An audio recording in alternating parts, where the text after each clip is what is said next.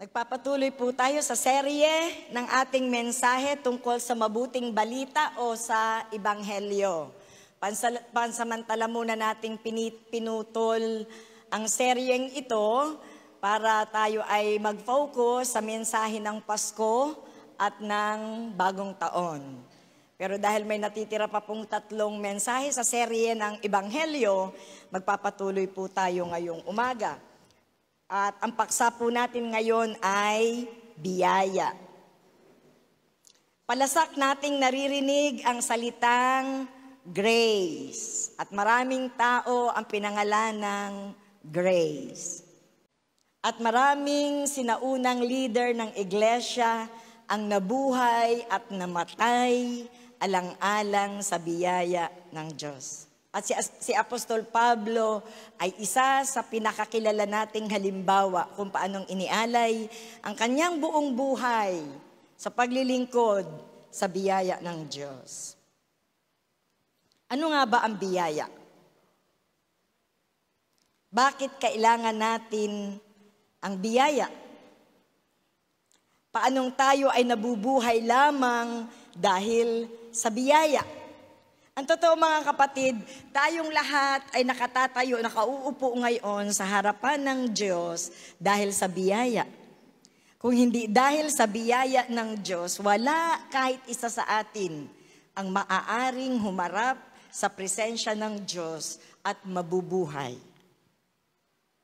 Dahil sa biyaya, nakakaharap tayo sa Diyos. At kapag naunawaan natin kung ano ang biyaya, palagi nating mapapasalamatan at mapupuri ang Diyos dahil sa kanyang biyaya. Ang biyaya o grace ay pinakahuluganan ng dictionary na undeserved or unmerited favor. Undeserved or unmerited favor. Pabor ng Diyos sa mga tao na hindi karapat-dapat tumanggap nito. Ano daw ang biyaya? Pabor ng Diyos sa mga tao na hindi karapat-dapat tumanggap nito. Kaya tinawag na biyaya dahil ang tumatanggap ay hindi karapat-dapat. Wala siyang anumang katangian o kagandahan na nagko-qualify para siya makatanggap nito. Hindi ito dahil mabait ka o mabuti ka o nakakatuwa kang bigyan. Wala tayong nagawa o ginawa para maging karapat-dapat sa biyaya ng Diyos. Kung karapat-dapat tayong tumanggap nito, ay hindi na biyaya ang tawag doon. Gantimpala na. Di po ba? Ibinibigay ang gantimpala dun sa mga taong deserve ang gantimpala. Pero dahil hindi natin deserve, dahil hindi tayo karapat-dapat tumanggap nito, ito ay ibinibigay lamang ng kusang loob ng taong nagbibigay, ng Diyos na nagbibigay. Dahil ang ibinibigay sa atin ay hindi isang bagay. Ang ibinibigay sa atin ay isang bagay na hindi natin karapat-dapat tanggapin. O kaya naman ay isang bagay na higit kaysa sa dapat nating tanggapin. Ang ibinibigay ay hindi isang mumurahing bagay na afford natin, kundi isang bagay na napakahalaga para mabayaran o matumbasan ng isang halaga. Kagandahang loob po ang tawag dito kasi hindi natin deserve, kundi nagmagandang loob lamang yung nagbigay.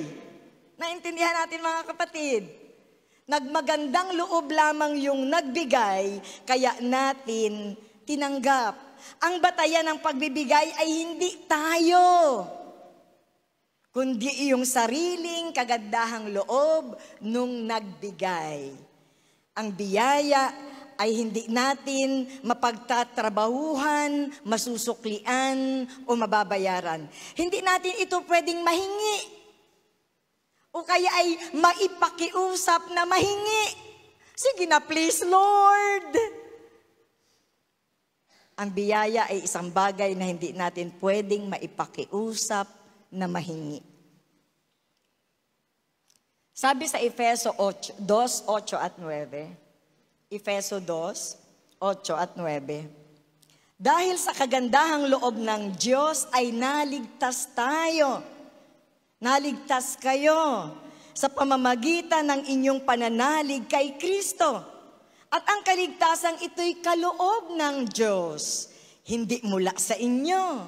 Hindi din ito dahil sa inyong mga gawa. Kaya walang dapat ipagmalaki ang sinuman. Dinefine sa talata ang tunay na kahulugan ng biyaya. Kaloob ng Diyos, hindi mula sa inyo, hindi dahil sa inyong mabubuting gawa. Hindi bunga ng inyong gawa. Hindi kapalit ng inyong gawa. Sa talata ay malinaw na sinasabi na ang ating kaligtasan sa kasalanan ay galing sa Diyos. Kaloob ng Diyos, regalo ng Diyos. Ang Diyos ang nagbigay. Naliligtas tayo sa kasalanan, hindi dahil sa ating sariling ginawa. Inaisip mo ba na ikaw ay iniligtas ng Diyos dahil ikaw ay mabait? Dahil marami kang nagawa?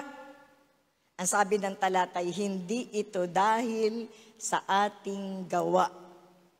Ang kaligtasan ay libre. Hindi ito resulta, bunga o kapalit ng mabubuting gawa na ginagawa natin. Hindi ito kabayaran o gantimpala dahil nalugod ang Diyos sa iyo. Talagang ginagantimpalaan po ng Diyos yung mga taong kinalulugdan niya. Talaga naman. Ngunit ang kaligtasan sa kasalanan ay hindi gantimpala sa iyo ng Diyos. Ito'y biyaya ng Diyos na ibinibigay niya sa iyo, hindi dahil sa kung sino ka o kung ano ang nagagawa mo para sa Diyos. Hindi ito upa o sweldo. Di ba yung sweldo ang manggagawa ay karapat-dapat sa kanyang upa. Dahil siya'y nagtrabaho, siya'y naglingkod, siya'y nagserbisyo. Kaya karapat-dapat siyang upahan, sweldohan. Ang kaligtasan natin sa kasalanan ay hindi sweldo, kapalit ng ating ipinaglingkod sa Diyos. Hindi.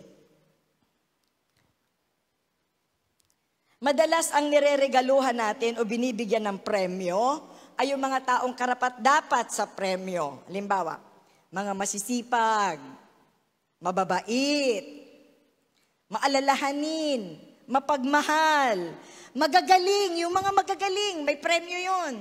Yung mga matatalino, mahuhusay, at iba't iba pang magagandang katangian.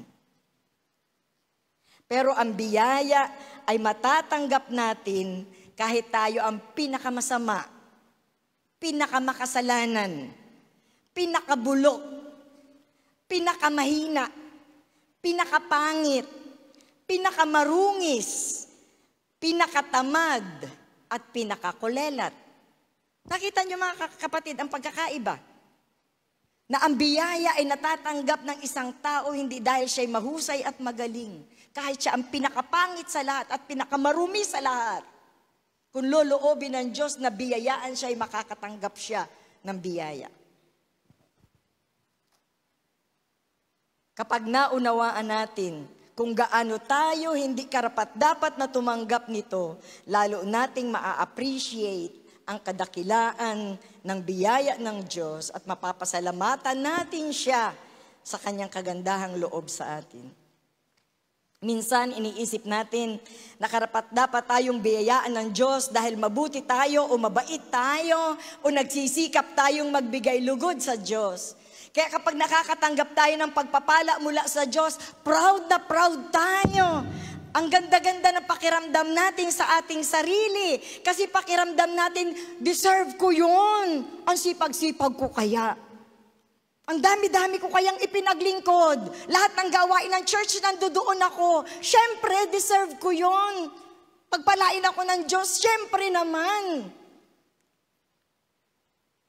Minsan nagtatampo tayo sa Diyos kasi ang dami-dami nating ipinaglingkod sa Diyos. Pero parang ang damot-damot niya sa atin. Hindi niya ibinubuho sa atin ang kanyang biyaya. Hindi na biyaya yon kung ganun. Paniningil na yon sa Diyos. Kung meron tayong ganung pakiramdam mga kapatid, sinisingil mo ang Diyos sa iyong mga ipinaglingkod sa Kanya. Hindi na biyaya yon. Ang kaligtasan sa kasalanan ay biyaya. Kagandahang loob na natatanggap natin dahil mahal tayo ng Diyos. Pag-ibig ang nagtutulak sa Diyos para maging mapagbiyaya sa atin. Dahil mahal tayo, iniligtas tayo kahit hindi tayo karapat-dapat. Ang pag-ibig ng Diyos ay pinakita niya sa tao sa pamamagitan ni Kristo. Sabi sa Roma 5:8, ngunit ipinadama ng Diyos ang kanyang pag-ibig sa atin nang mamatay si Kristo para sa atin noong tayo'y makasalanan pa. Makasalanan pa tayo, marurumi pa tayo, kinamumuhian pa tayo ng Diyos, at mga kaaway pa tayo ng Diyos. Namatay na si Jesus para sa atin. Hindi pa tayo karapat-dapat pag-alayan ng buhay. Inialay na ni Jesus ang kanyang buhay para sa atin. Hindi hinintay ng Diyos na maging mabubuti muna tayo o maging malilinis muna tayo bago siya namatay sa krus. Makasalanan pa tayo at wala pa tayong magagawa para sa ating sarili. Iniligtas na tayo ni Kristo. Ang tanong, bakit kailangan tayong biyayaan? Hindi ba tayo makakalapit sa Diyos sa ating sariling paraan at maging katanggap-tanggap sa Kanya? Ba't kailangan natin ang biyaya? Kapag ang isang bagay ay kaya nating makamit sa sarili nating pagsisikap, hindi natin kailangan ang biyaya. Tama mga kapatid? Ang biyaya ay kailangan lamang ibigay sa mga taong walang kakayanang makuha iyon sa kanyang sariling pamamaraan. Tama po ano? Kaya ito'y ibinibigay sa atin ng libre kasi wala tayong kakayanang makuha ito sa pamamagitan ng sarili nating kaparaanan.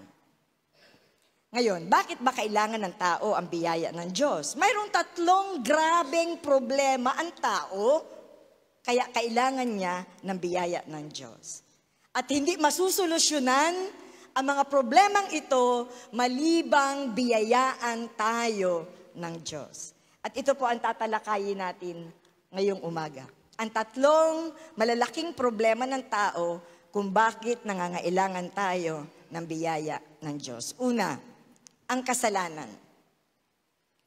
Ang tao ay alipin ng kasalanan. At gusto ko pong makibukas kayo sa akin. Meron pong 2 mahabang talataan na kailangan nating basahin at pagbulay-bulayan ngayong umaga. Medyo mahaba ang mensahe, pero samahan ninyo ako hanggang sa katapusan para maging malinaw sa atin ang tungkol sa paksang ito ng biyaya ng Diyos. Roma 7:14 hanggang 24. Roma 7:14 hanggang 24. Alam natin na espiritual ang kautusan, ngunit ako'y makalaman at alipin ng kasalanan.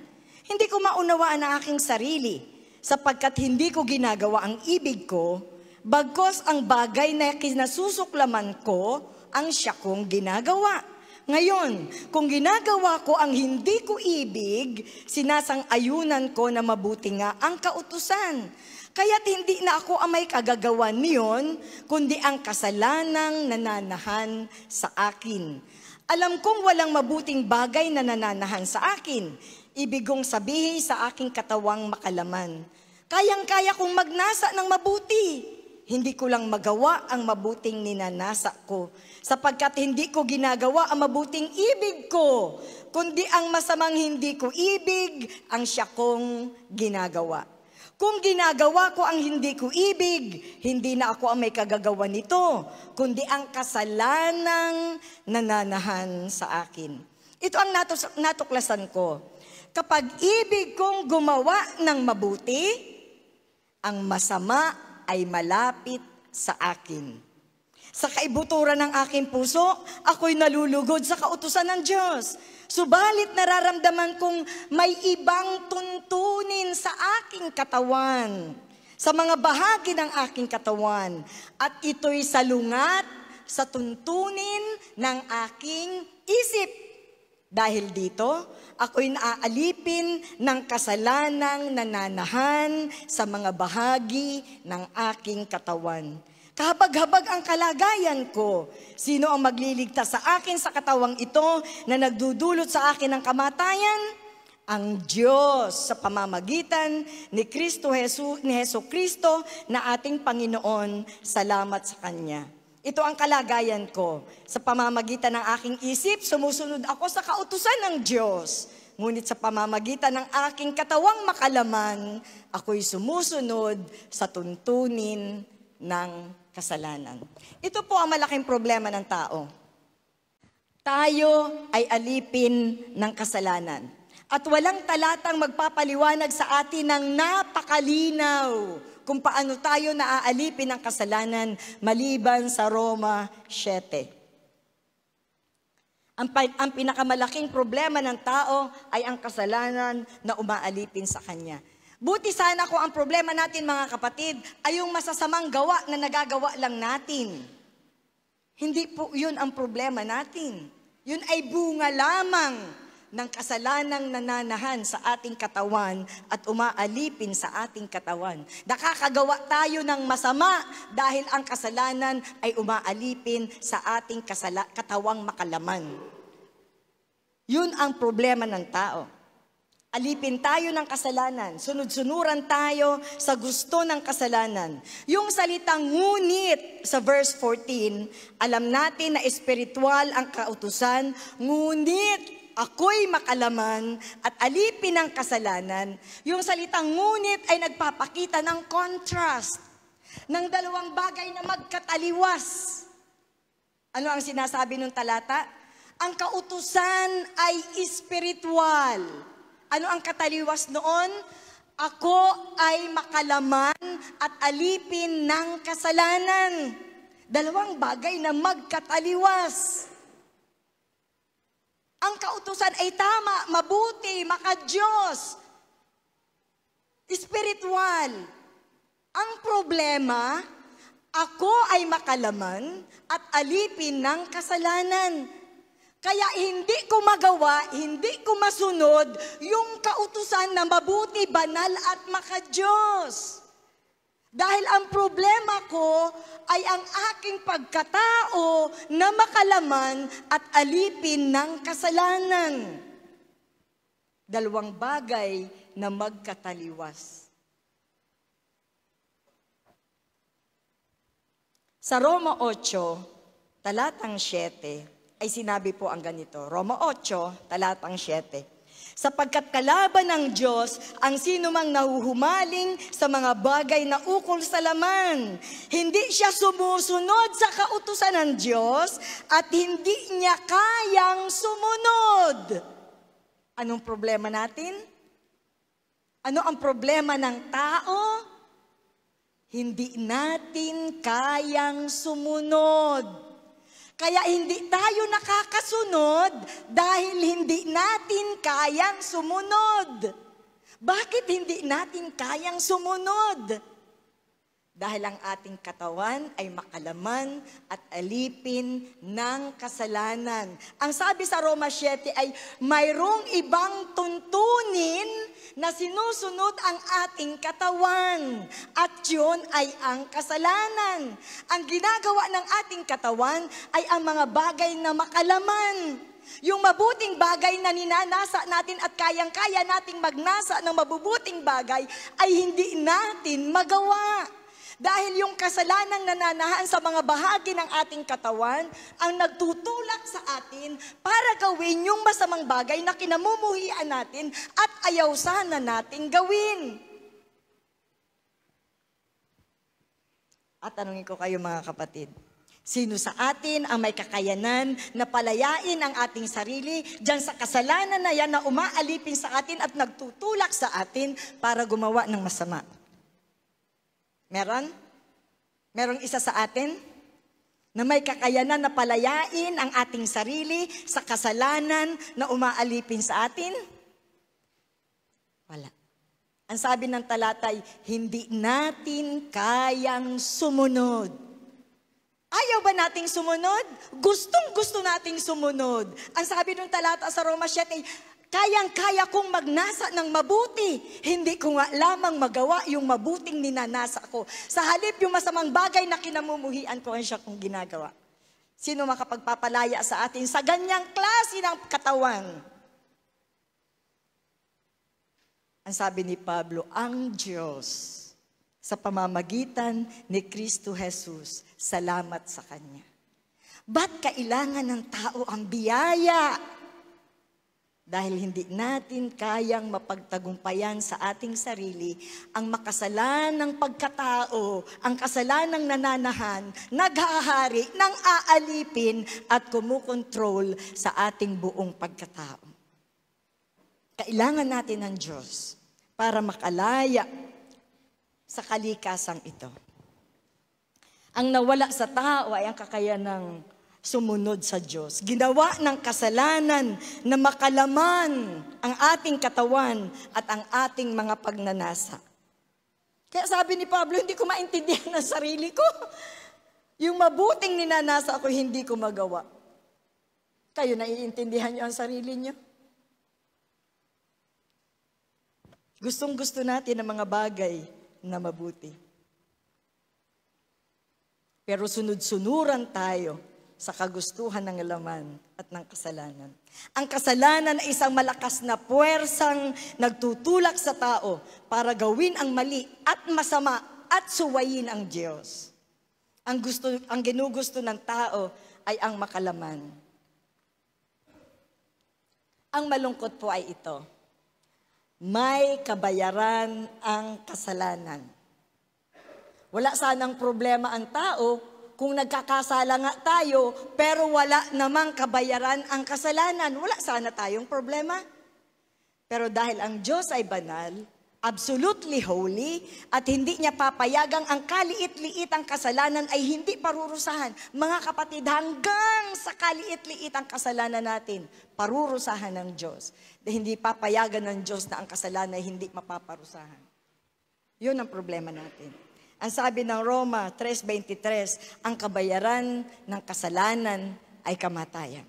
Hindi palalampasin ng Diyos ang ating kasalanan. At sa nakaraan nating pag-aaral ay natutunan natin na ang kamatayang binabanggit dito ay hindi lamang physical na kamatayan.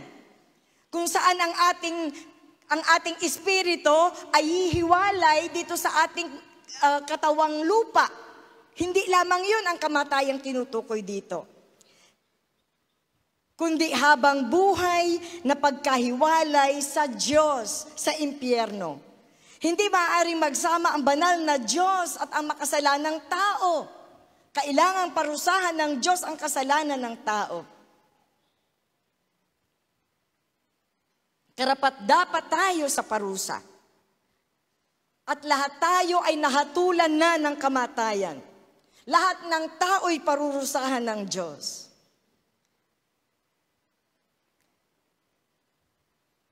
Ngunit sa laki ng pag-ibig ng Diyos sa atin, namatay si Jesus para bayaran at tubusin tayo sa ating kasalanan. Yun ang biyaya.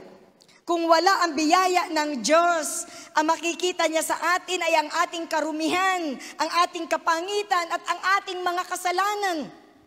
Hindi po ba, pag wala tayong biyaya sa ating puso, ang nakikita natin sa ibang tao, yung kanilang mga pagkukulang at kamalian? Tama po ba ako?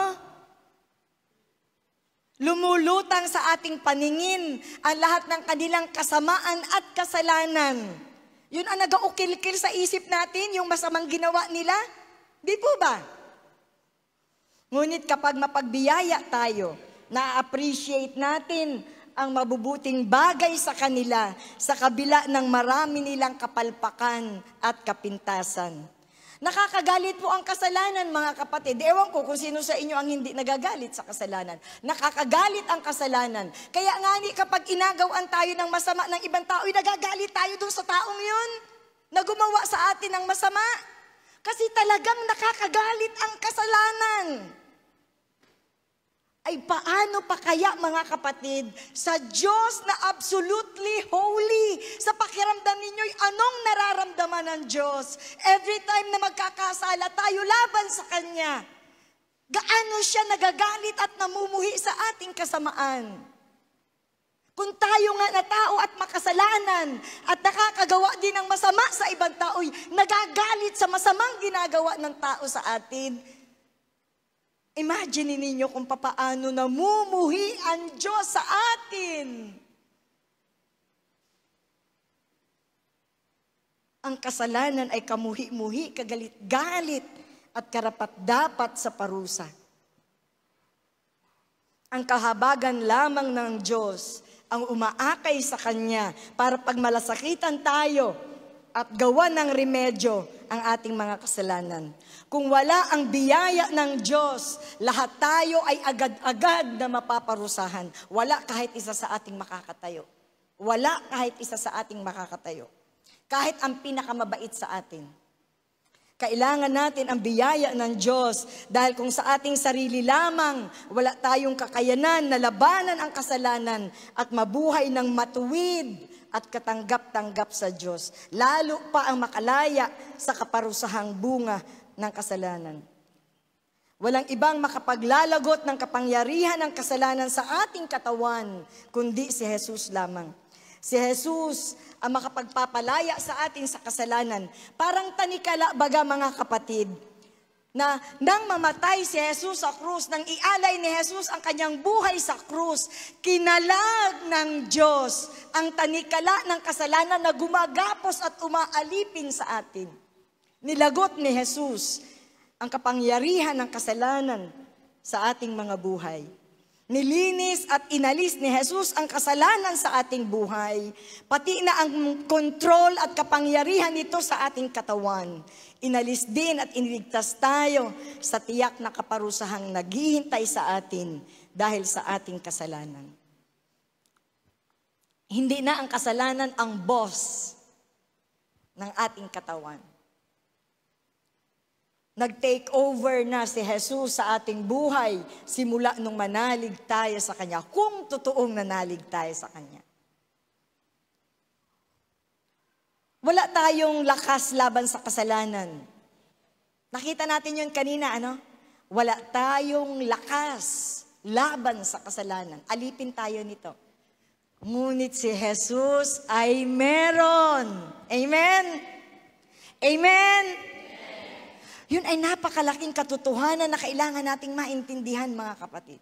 Wala tayong lakas laban sa kasalanan, ngunit si Jesus ay meron. Ang kapangyarihan ni Jesus na nananahan sa atin, ang gagamitin natin sa paglaban natin sa kasalanan. Sa ating sarili, hindi natin kaya ang kasalanan, ngunit ang kapangyarihan ni Jesus na nasa atin, ang gagamitin natin laban sa kasalanan. Kaya ang pananalig kay Jesus ay hindi lamang pananalangin na, Jesus, pumasok ka po sa aking puso at ikaw ang maging tagapagligtas ng aking buhay. Ito ay pagsasauli ng buong control ng ating buhay kay Jesus.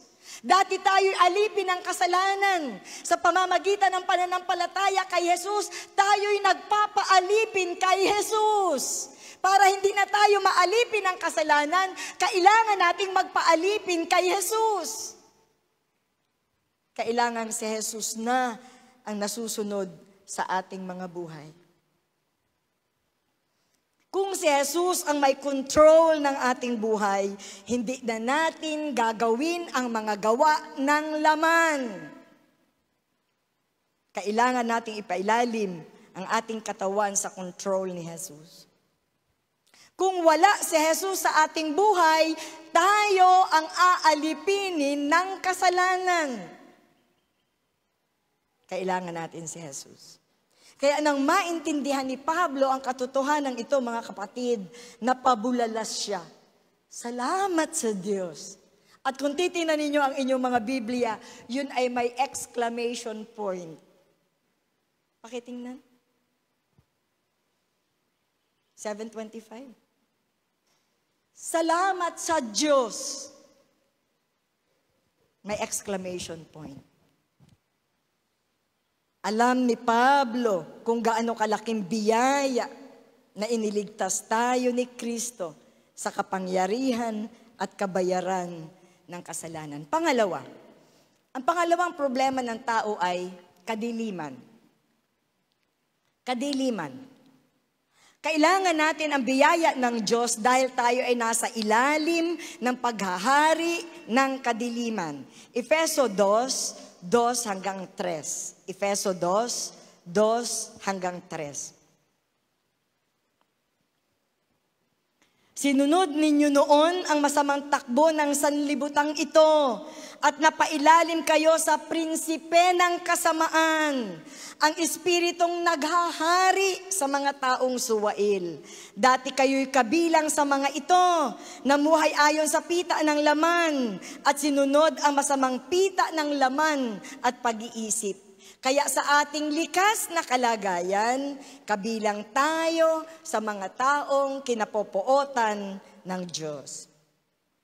Ang buong mundo ay napailalim sa paghahari ng prinsipe ng kasamaan. Kasama ikaw, kasama ako. Napailalim tayo sa paghahari ng prinsipe ng kasamaan. Ang prinsipe ng kasamaan ang naghahari sa mundong ito. Ang kanyang kagustuhan ang nasusunod at namamayani dito.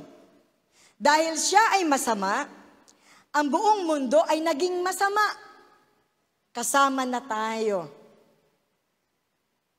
Sinunod ng tao ang masamang takbo ng sanlibutan. Kapag sinabing napailalim tayo sa prinsipe ng kasamaan. Kapag sinabing napailalim, ibig sabihin, nasa ilalim ng control. Tama? Nasa ilalim ng control. Nawalan tayo ng control sa ating sariling buhay, katawan, at pag-iisip. Naging sunod-sunuran tayo sa prinsipe ng kasamaan. Kung ano ang kanyang gusto, yun ang ating ginagawa. Dahil ang mga tao ay naging suwail sa Diyos, namuhay ayon sa masasamang pita ng laman, kinapuotan tayo ng Diyos at naging kalaban ng Diyos. Nasa kaninong paghahari tayo? Nasa paghahari ni Satanas. Nasa paghahari ng kadiliman. Nasa kaharian ng kadiliman. Sa ating sariling kakayanan, wala tayong kaparaanan na makalaya sa paghahari ni Satanas. Napakalakas at napakamakapangyarihan ng kasamaang naghahari sa atin. Hindi natin ito kayang labanan at pagtagumpayan kung sa ating sarili lamang. Tingnan niyo mga kapatid, Efeso 6:12. Efeso 6:12. Sapagkat ang kalaban natin hindi mga tao, kundi mga pinuno, mga may kapangyarihan, at mga tagapamahala ng kadilimang namamayani sa sanlibutang ito. Mga hukbong espiritual ng kasamaan sa himpapawid. Ano daw? Ang kalaban natin ay hindi tao. Makapangyarihan sila. Namamayani sila sa sanlibutan. Masasama sila at napakarami nila. Hukbong espiritual. Paano natin sila malalabanan? Kapatid, paano mo sila malalabanan? Ikaw, sa iyong sarili. Paano mo sila malalabanan?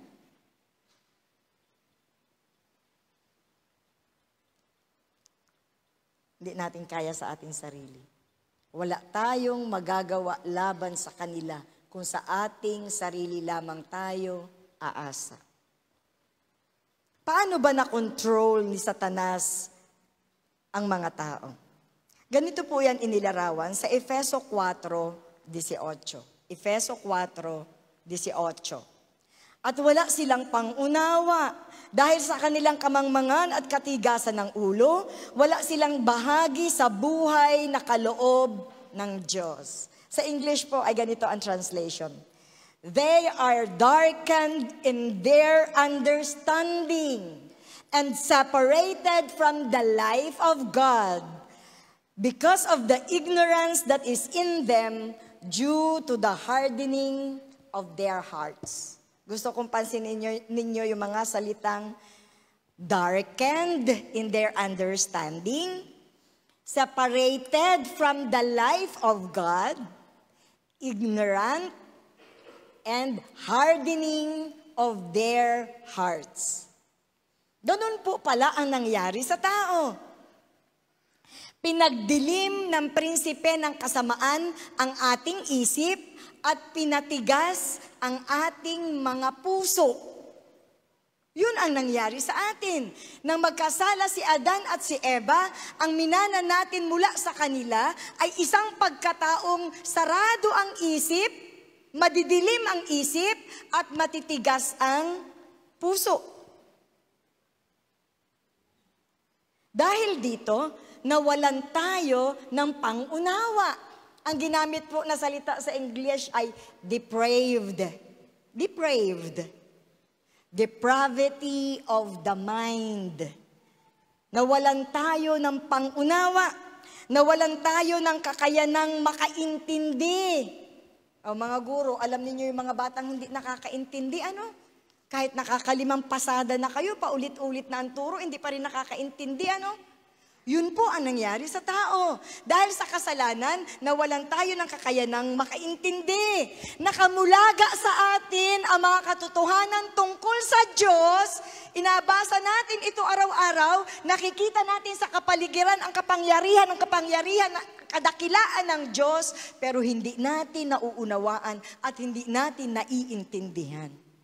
Nakamulaga sa atin ang mga katotohanan tungkol sa Diyos.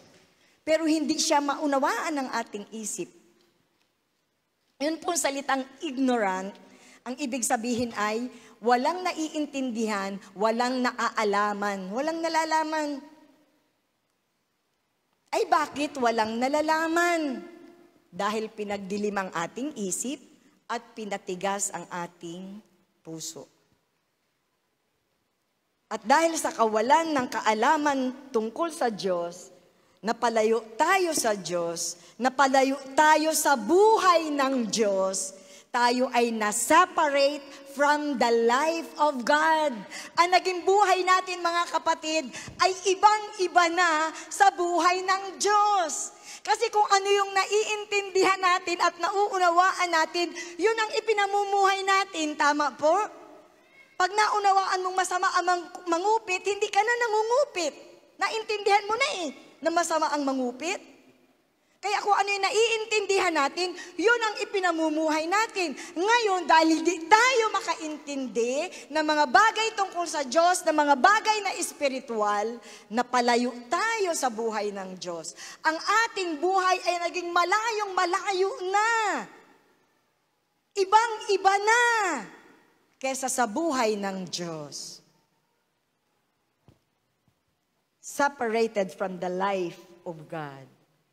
Ito yung sinasabi sa Isaiah 53 verse 6, na tayong lahat ay para mga tupang naligaw. Nagkanya-kanya tayo ng lakad. Nagkanya-kanya tayo ng lakad. Hindi kasi na natin naiintindihan ang mga bagay na tungkol sa Diyos. Kaya tayo sa ating sarili ang nag-figure out ng kung paano ang ating sariling buhay. Nawala kasi yung gabay na galing sa Diyos. Kaya ina-figure out natin ang buhay sa ating sariling paraan. Nagkanya-kanya tayo ng lakad. At ang sabi ng Roma 3:11 hanggang 12, walang nakakaunawa, walang humahanap sa Diyos. Ang lahat ay lumihis ng landas at nagpakasama. Walang gumagawa ng mabuti, wala kahit isa.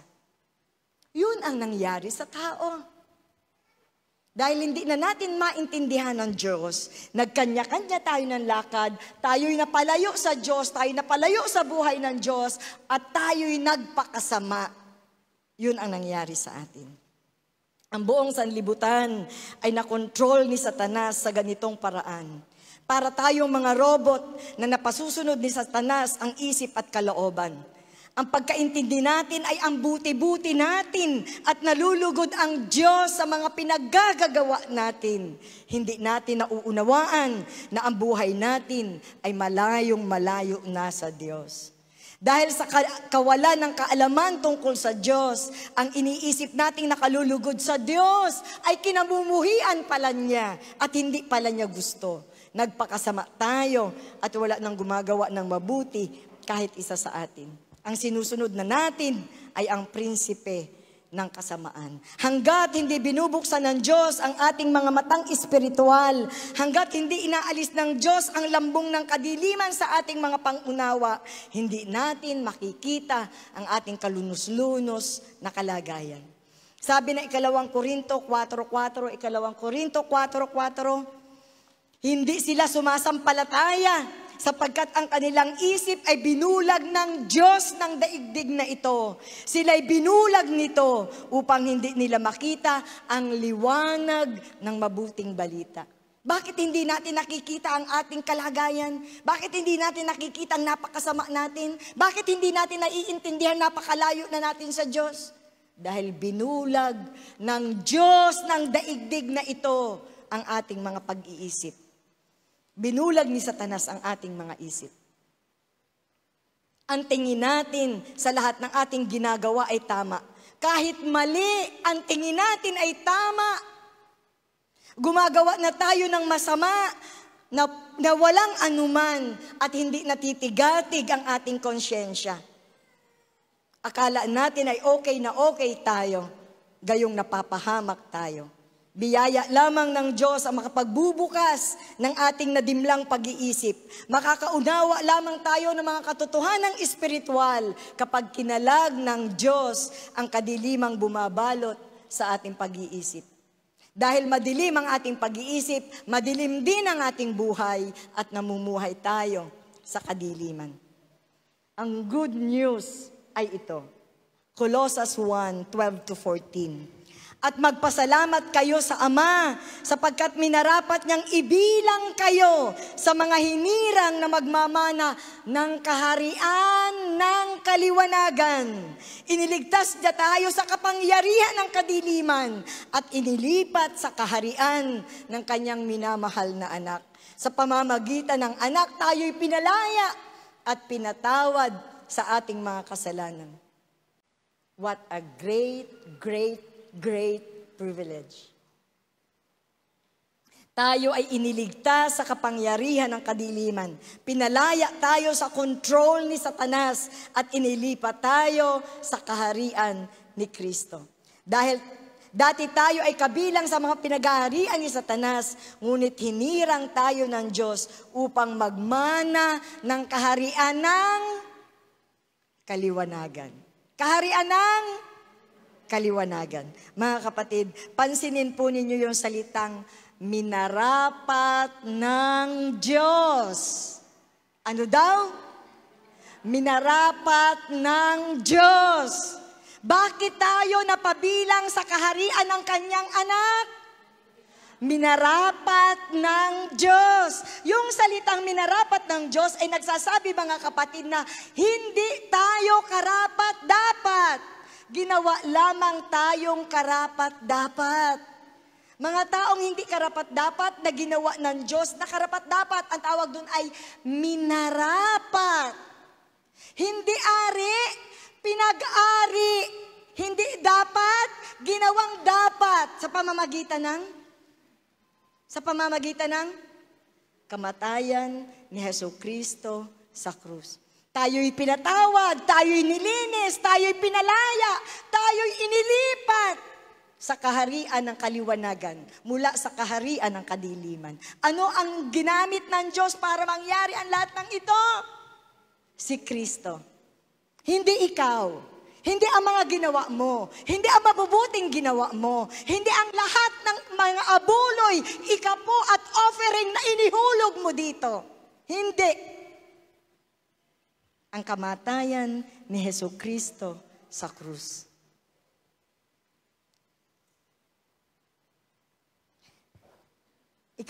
Unang Pedro 2:9.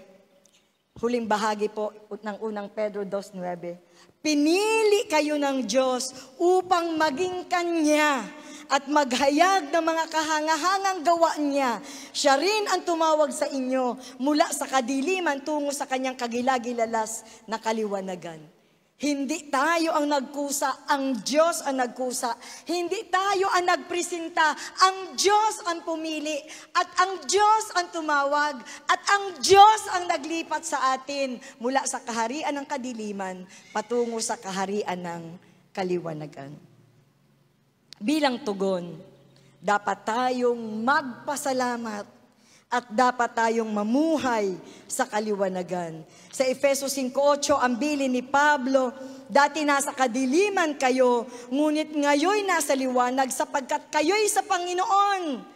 Mamuhay kayo gaya ng nararapat sa mga taong naliwanagan. Mga kapatid, hinango tayo ng Diyos sa kadiliman sa pamamagitan ni Kristo para wag nang magpatuloy sa mga gawa ng kadiliman, kundi para mamuhay na gaya ng mga taong naliwanagan. Maliwanag ang isip, nakakaunawa ng katotohanan, at ipinamumuhay ang katotohanan. Amen? Amen.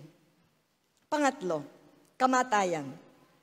Kailangan natin ang biyaya ng Diyos dahil tayo'y mga patay at walang kakayanan na buhayin ang ating sarili. Efeso 2:1.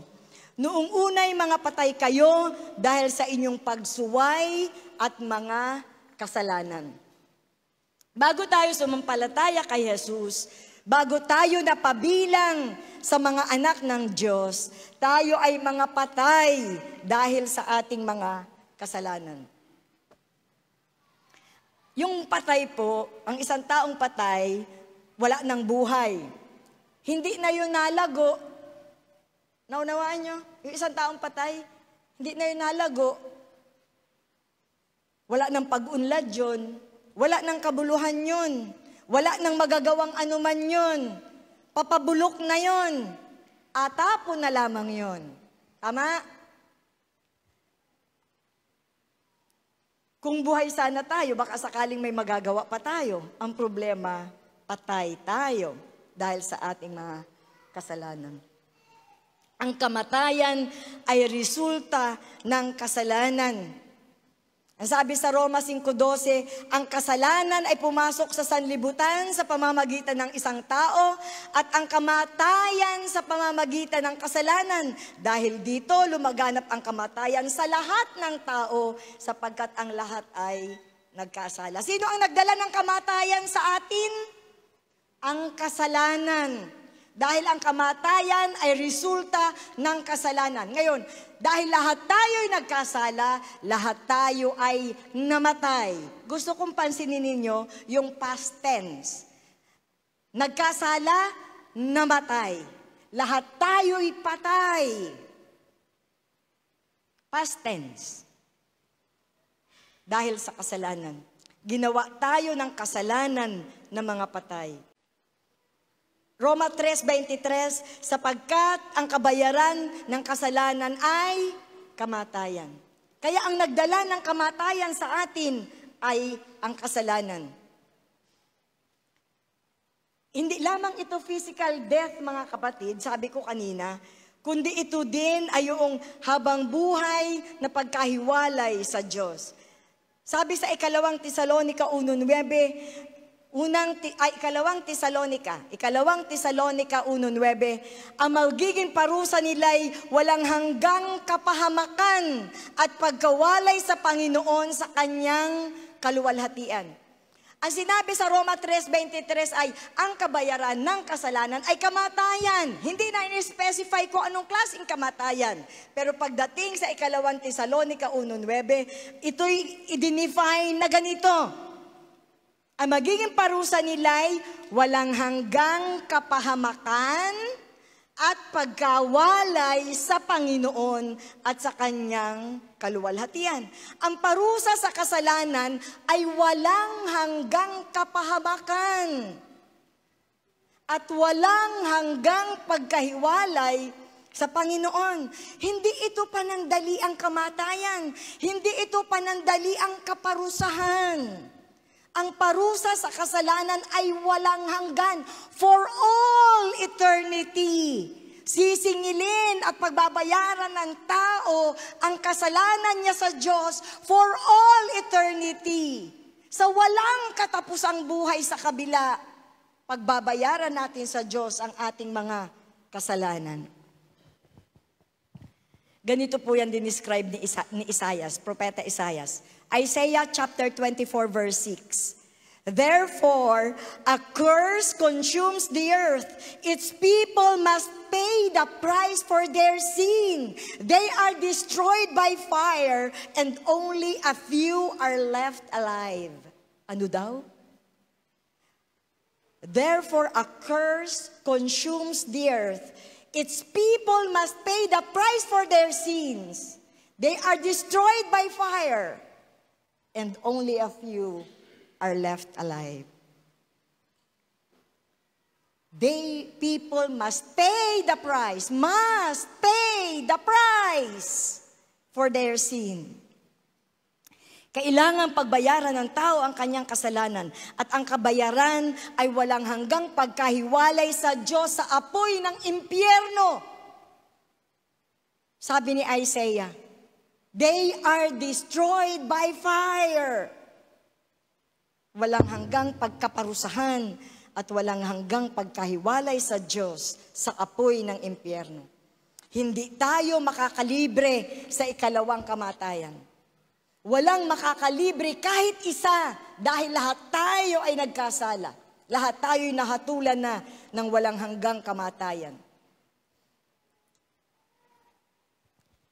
Ngunit ang kabayaran ng kasalanan sa impyerno ay mangyayari pa pagkatapos ng araw ng paghuhukom.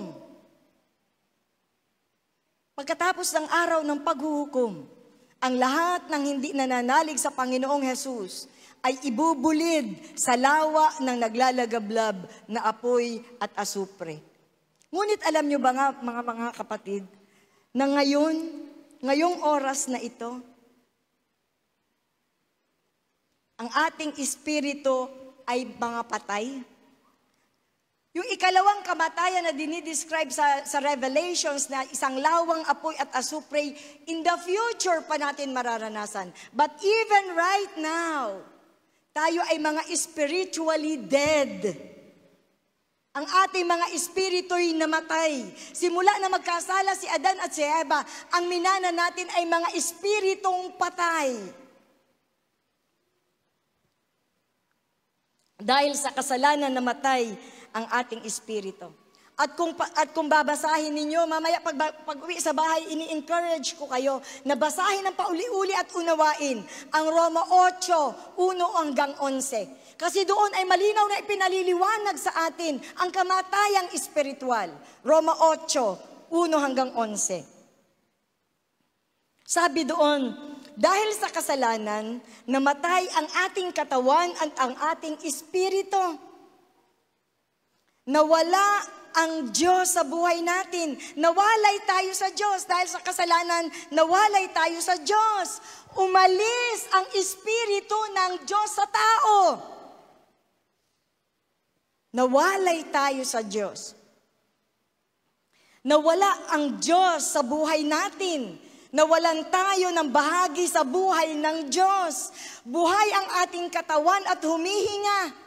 Ngunit hindi dumadaloy sa atin ang espiritual na buhay galing sa Diyos. Yun po ang espiritual na kamatayan. Buhay ang katawan at humihinga, ngunit walang spiritual life. na dumadaloy sa ating mga espiritu galing sa Diyos. Dahil iniwanan tayo ng Diyos dahil sa ating kasalanan. Yung tao na nilikha ng Diyos na banal at matuwid na kawangis niya'y iniwanan ng espiritu ng Diyos na magkasala si Adan at si Eva. At ang minana natin mga espiritong walang buhay.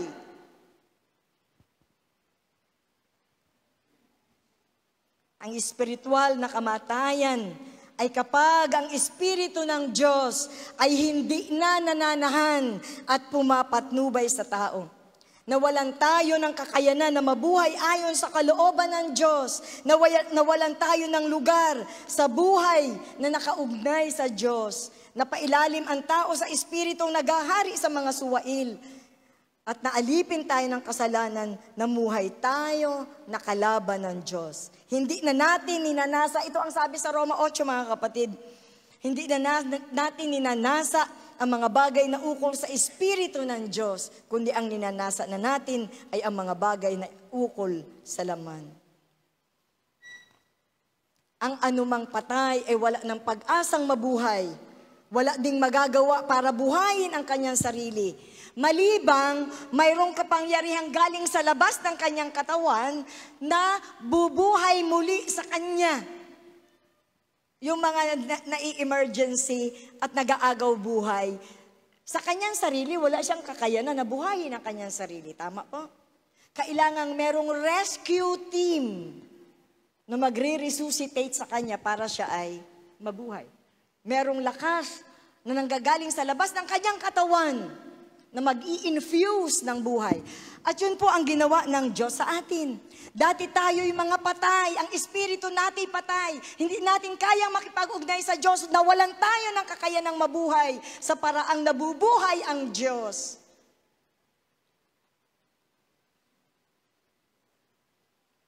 Pero ganito po ang sabi sa Roma 8:10. Ngunit kung nasa inyo si Kristo, bagamat patay ang inyong katawan dahil sa kasalanan, buhay naman ang inyong espiritu dahil pinawalang sala na kayo. Paano daw nabubuhay ang ating espiritu? Kung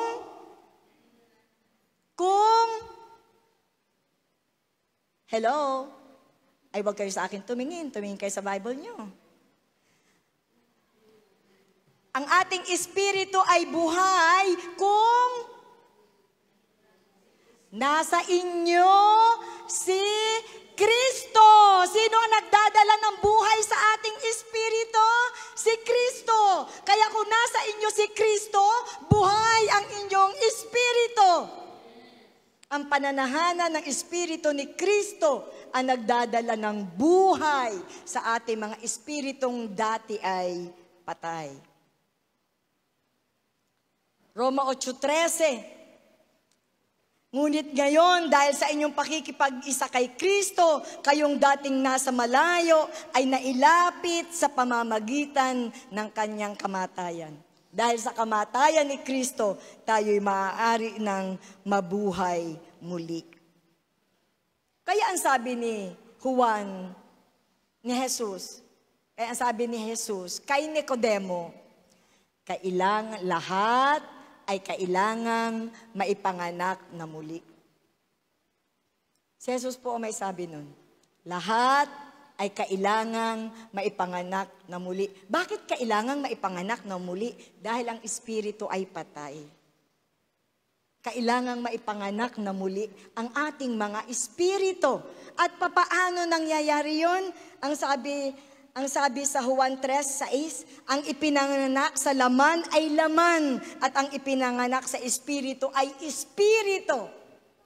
Kaya para mabuhay ang ating mga espiritu, kailangang maipanganak ito sa pamamagitan ng banal na espiritu. Ang kapanganakang muli ay gawa ng banal na espiritu.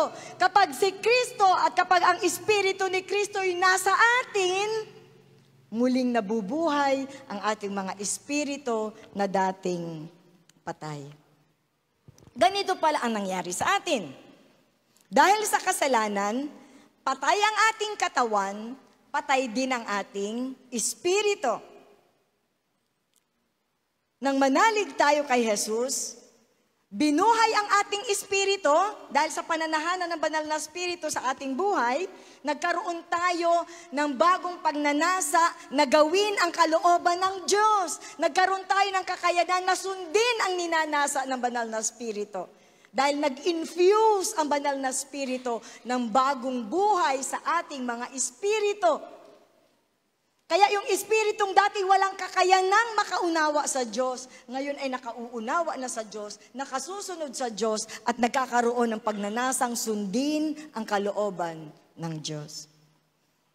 Ngayon, ang problema ay ito. Buhay nang muli ang ating espiritu dahil sa pananahanan ni Kristo sa atin. Pero ang ating katawan ay patay pa. Ang mga pagnanasa nito'y makalaman pa. Don't worry. Kasi ang sabi sa Roma 8:11, kung nananahan sa inyo ang Espiritu ng Diyos na siyang bumuhay muli kay Jesucristo, ang Diyos din yan ang magbibigay buhay sa inyong katawang mamamatay sa pamamagitan ng Espiritong nananahan sa inyo. Una munang binuhay ni Kristo ang ating mga espiritu. Ngunit darating ang panahon, itong katawang ito na makalaman ay muling bubuhayin at bibigyan tayo ng isang maluwalhating katawan na hindi na makalaman ang pagnanasa, kundi ang ninanasa na nito at ang pinagsisikapan ng gawin nito ay ang kalooban ng Diyos. Purihin ng Diyos. Napakadakila ng biyaya ng Diyos na yung tatlong pinakagrabing problema ng tao ay sinolusyonan ng Diyos sa pamamagitan ng iisang sakripisyo ng ating Panginoong Hesukristo. Nilutas ng Diyos ang lahat ng problema ng tao sa pamamagitan ng kamatayan ni Kristo sa krus. Ang hindi kayang gawin ng tao para sa kanyang sarili, si Kristo ang gumawa para sa atin sa pamamagitan ng kanyang dugo, na siyang naglinis sa atin at nagpaging dapat sa atin. Ang Diyos lamang ang kaisa-isang makapagliligtas sa atin sa tatlong grabeng problemang ito na pinagbulayan natin ngayong umaga. Ngayon, ang choice ay nasa atin. Kung hindi mahahabag ang Diyos sa atin, tiyak ang ating kapahamakan. Ang choice ay ito. Sasampalatayanan ba natin at paniniwalaan ang ginawa ni Jesus sa krus para sa iyo? Para sa akin? Sasampalatayanan mo ba ang ginawa ni Jesus sa krus para sa iyo? Kung naunawaan mo ang mga katotohanang pinagbulayan natin ngayon, alam mo na wala kang ibang pag-asa kundi si Kristo. May mga taong nagmamatigas at ipinipilit na iligtas ang kanilang sarili sa pamamagitan ng kanilang alam na pamamaraan, sa pamamagitan ng kanilang sariling pamamaraan. Ngunit tatanungin kita, personal na tanong, kung mayroon bang ibang paraan, kung mayroon pang ibang paraan, bakit kailangang mamatay si Jesus sa krus? Kung mag-aari ang ibang paraan, bakit kailangang isakripisyo ng Diyos Ama ang kanyang bugtong na anak sa krus? May mga taong nag-iisip na ang paraan ng Diyos sa kaligtasan ay napakasimple. Parang hindi ka panipaniwala. Masampalataya ka lamang kay Jesus at okay na ang lahat? Ganun lang? Sa kasimplihan ng paraan ng Diyos sa kaligtasan, hindi ito kayang paniwalaan ng tao. Iniisip ng tao, hindi. Meron akong kailangang gawin, kailangang dagdagan ko yun. Ba't ganun lang? Ba't ganun lang kasimple yun? Kailangang dagdagan ko yun. Kaya nagapilit tayong gumawa ng ating sariling pamamaraan sa pag-aakalang yung gagawin natin makakadagdag sa ating kaligtasan. Ngunit ang Biblia ay nagsasabing, si Jesus mismo ang nagsasabi, I am the way, the truth, and the life.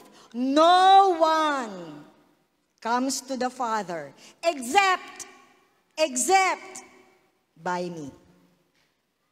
Si Jesus mismo ang nagsasabi, walang ibang paraan para ang tao'y makaparoon sa Ama, kundi sa pamamagitan ko. Walang ibang daan, walang ibang paraan, walang ibang katotohanan o katuruan na maaari nating piliin. No!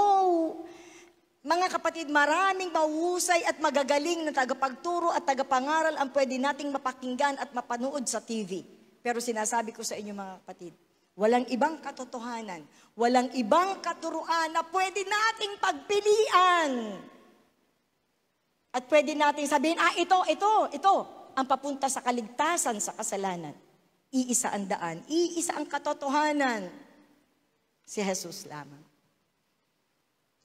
Ang totoo, ang lahat-lahat ng kaya nating magawa, kaya nating paniwalaan, at kaya nating gawin, ay walang kakayanan na lunasan ang ating problema sa kasalanan, kay Satanas at sa kamatayan. Kung gusto mo ng buhay, piliin mo si Jesus. Siya ang buhay. Siya lamang ang pinagmumulan ng buhay.